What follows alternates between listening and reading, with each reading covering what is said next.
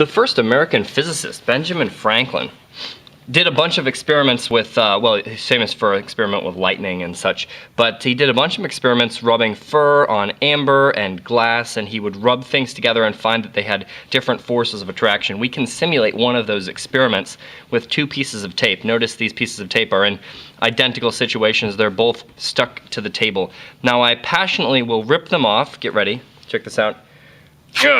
And now they are not at all attracted to each other. Check these out. They really don't want to be near each other. You see that they are bending away from each other.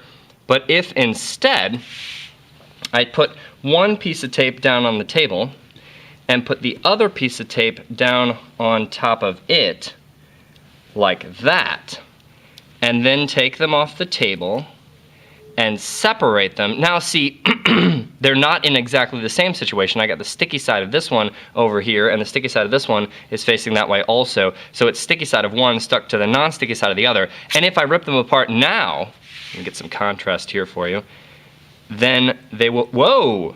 And they're actually very attracted to each other because now they have opposite charge. Hey, easy now. Yeah, see that? I mean, that's, wow. So electrostatics is pretty cool, and eventually it was discovered that there are just two types of electric charge, and one is positive and the other is negative, and assuming you're not destroying the subcomponents of atoms, you're not going to be getting down to the quark level, all you can get is a multiple of this fundamental charge, which is 1.60 times 10 to the negative 19th coulombs. So check this out, a coulomb, wow. 1 coulomb is an enormous unit. It probably involves something like 10 to the 19th charges altogether. And if you if you find that the structure of an atom, I hope you'll believe me that inside of an atom there are some protons and there are some neutrons. Maybe I'll do you a helium right here. And then there's this enormous amount of empty space, and this is way not to scale, but somewhere out here there's an electron. And you don't quite know where it is, and there's probably another electron somewhere over here, and you don't quite know where it is, and that's some physics we'll get to later. But these electrons are creating the volume of the atom, and they're almost never in any particular spot. In fact, if I were to define a particular spot, I would say they are never actually at a particular spot. And they're sort of everywhere at once and nowhere at the same time, and it's a big mess. But the electrons are like the sentries guarding the atom from any other atoms coming by towards it. So you've got negative charges and you've got positive charges, and you can explain why the electrons want to hang out, right? They want to be near these protons. But why do the protons, whoa, that nucleus is tiny. Why do the protons want to be so close to the other protons? And this is explained by the strong nuclear force, keeps those suckers together.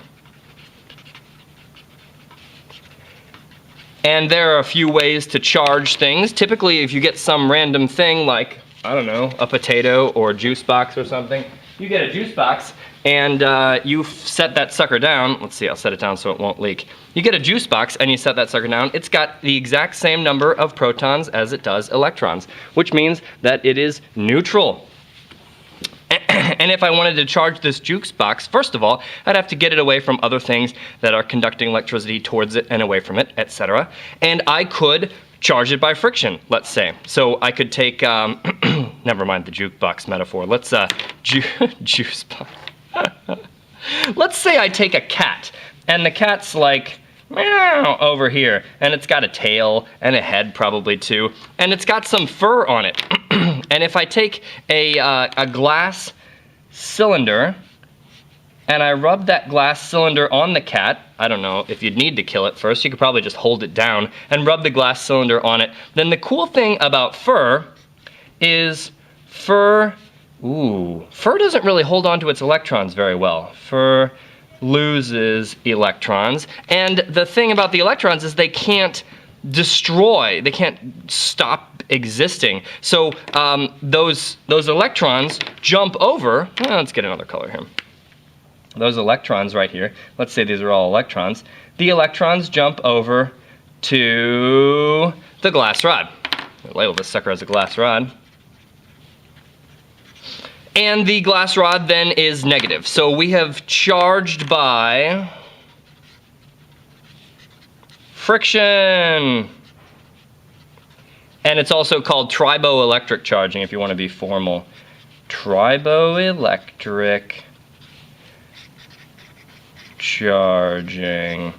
This is a really wonderful thing because it's not very well understood why certain substances have exactly the electro affinity that they do. Why glass prefers to grab electrons and fur prefers to loses it. Prefer, yeah, of course it does prefer, right? It's fur. There's another way of charging things. You could charge things by, in my lab, I've got these things called electroscopes. And they look like this. And this is a metal ring. And this is a base. And it's not conducting. So there's an insulator here. I guess insulators don't allow electrons to move within them, and metal in general, all conductors and all metals ought to be conductors as a condition of them being a metal. The metal allows the electron to move freely, so it's got like a conduction band where it just lets the electrons go. It's like that lane where if you have a high occupancy vehicle, you can get into that high occupancy vehicle lane and you can go really fast. But if you, I guess if you're in rush hour and there is no high occupancy vehicle lane, then you're stuck in an insulator and you cannot travel if you're the electrons. So there's also this thing up at the top here, and this is not, ooh, I'm gonna have to draw this carefully. Let's say all my insulators are gonna be orange. There's a little orange insulator right here also. And then there's this thing that comes down. It's also metal. First of all, there's a top plate. And the top plate's like that, and this is connected through the insulator. So it's not connected to the metal ring, but it is there with the metal ring. And then there's this thing that looks like that, and then connected to it there's a needle. And this is what I like to call an electroscope. Let's do that in red. From the root electro, probably related to electron, and scope meaning to see, like microscope and telescope. So this allows you to see electrons, kinda. So what I can do is I can take a glass rod that has been charged negatively and I can touch it to the electroscope. And the one thing you need to know about charges is positive charges don't like each other and negative charges don't like each other either. But those positives, they'll like the negatives and the negatives like the positives. And the thing is, the electrons are free to move, but the protons aren't. Why can't the protons move? They're stuck in here with the strong nuclear force, but these electrons, these guys are free agents. Sometimes.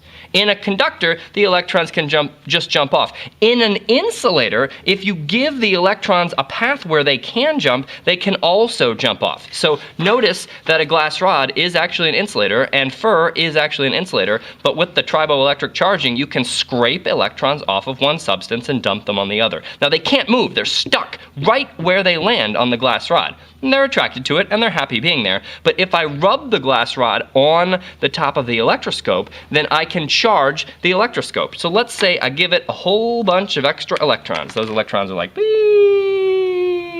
And then the electrons don't like each other, right? And they see a path for them to spread out. Now they can't go to the metal ring, so they go down here and they're like, whee, all spreading out. But then they also see a place to connect here. This is just metal, and so they go on there, and they go on there. And the cool thing is, this needle is not usually like that. It's usually upright, because gravitationally that's where it prefers to be. But if, and it's a very subtle preference, it just barely prefers to be there, but if you've got a bunch of electrons here and a bunch of electrons there, then there's a force this direction. There's a force this direction and a force that direction. Force when net charge is present right here.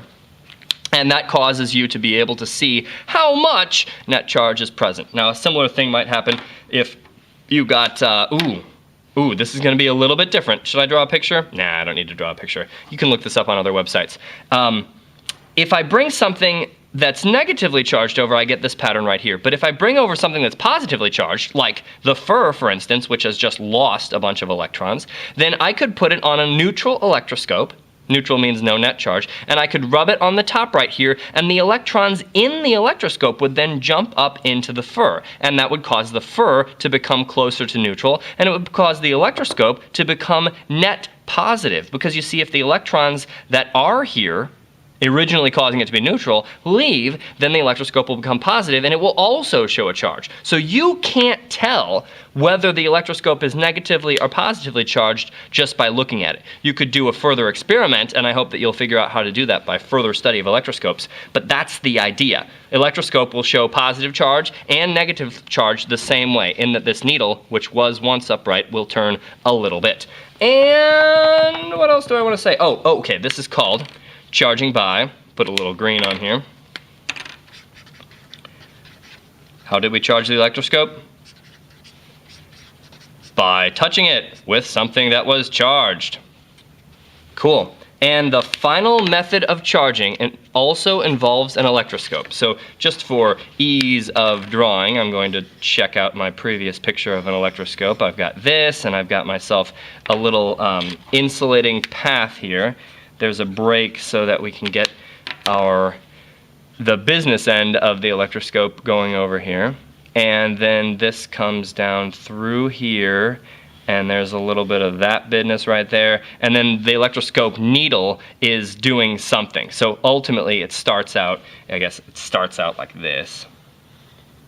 Electroscope needle starts out like that, almost vertical. And then if I manage to charge it by this complicated procedure, you could take a balloon. Right? You can take a balloon and you can rub it in your hair. And if you take a balloon and you rub it in your hair, then you will get a balloon that has a whole bunch of what on it? You guessed it, got a whole bunch of electrons over here, and the balloon is therefore very negative. If I bring this balloon over, charging by, this is called induction. Charging by induction is a complicated procedure. You have to do step 1, bring charged object nearby. And so if we bring this balloon nearby, then it will scare the electrons away from the top. This would be like, oh, a lot of electrons. And the electroscope's electrons are like, I don't like that. And so then we get electrons down here. And the electroscope, though it is still net neutral, has a whole bunch of extra electrons down here and a whole bunch of extra protons up here. So we say that it becomes polarized.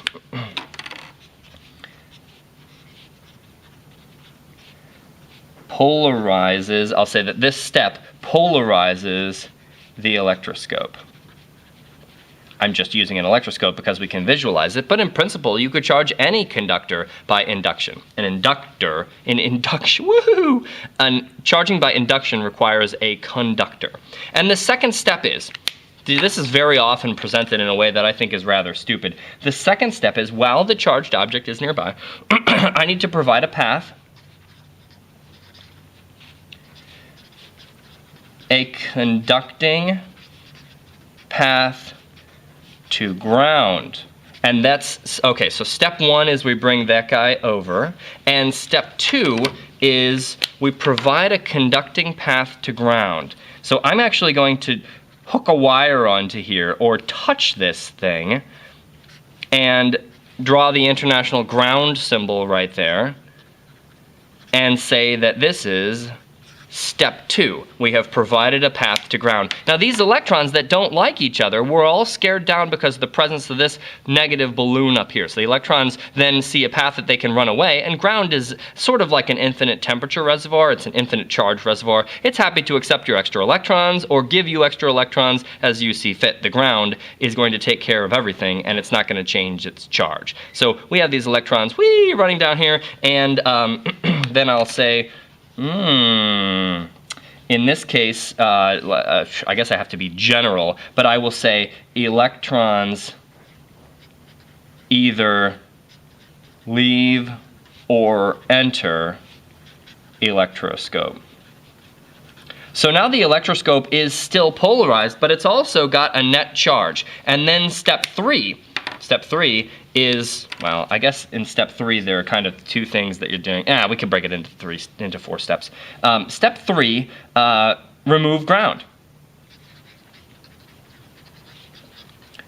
And so if I touched the bottom of this, then I stop touching it. And so I will say step 3, cut the wire.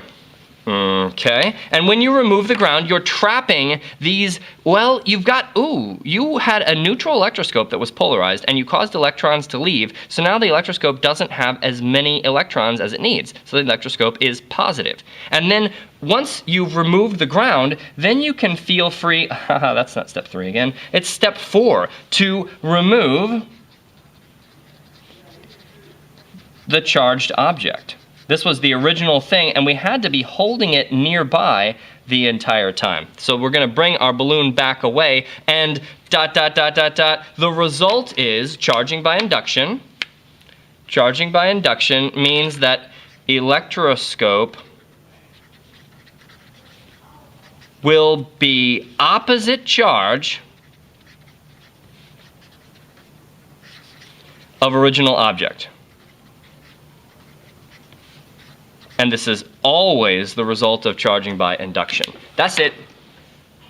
They're not in exactly the same situation. I got the sticky side of this one over here, and the sticky side of this one is facing that way also. So it's sticky side of one stuck to the non-sticky side of the other. And if I rip them apart now, let me get some contrast here for you, then they will, whoa! And they're actually very attracted to each other because now they have opposite charge. Hey, easy now. Yeah, see that? I mean, that's, wow. So electrostatics is pretty cool, and eventually it was, and now they are not at all attracted to each other. Check these out. They really don't want to be near each other. You see that they are bending away from each other. But if instead I put one piece of tape down on the table and put the other piece of tape down on top of it, like that, and then take them off the table and separate them. Now see, this unit, it probably involves something like 10 to the 19th charges altogether. And if you if you find that the structure of an atom, I hope you'll believe me that inside of an atom there are some protons and there are some neutrons. Maybe I'll do you a helium right here. And then there's this enormous amount of empty space, and this is way not to scale, but somewhere out here. The first American physicist, Benjamin Franklin, did a bunch of experiments with, well, he's famous for an experiment with lightning and such, but he did a bunch of experiments rubbing fur on amber and glass, and he would rub things together and find that they had different forces of attraction. We can simulate one of those experiments with 2 pieces of tape. Notice these pieces of tape are in identical situations. They're both stuck to the table. Now I passionately will rip them off. Get ready. Check this out. Discovered that there are just 2 types of electric charge, and one is positive and the other is negative, and assuming you're not destroying the subcomponents of atoms, you're not going to be getting down to the quark level, all you can get is a multiple of this fundamental charge, which is 1.60 times 10 to the negative 19th coulombs. So check this out, a coulomb, wow, 1 coulomb is an enormous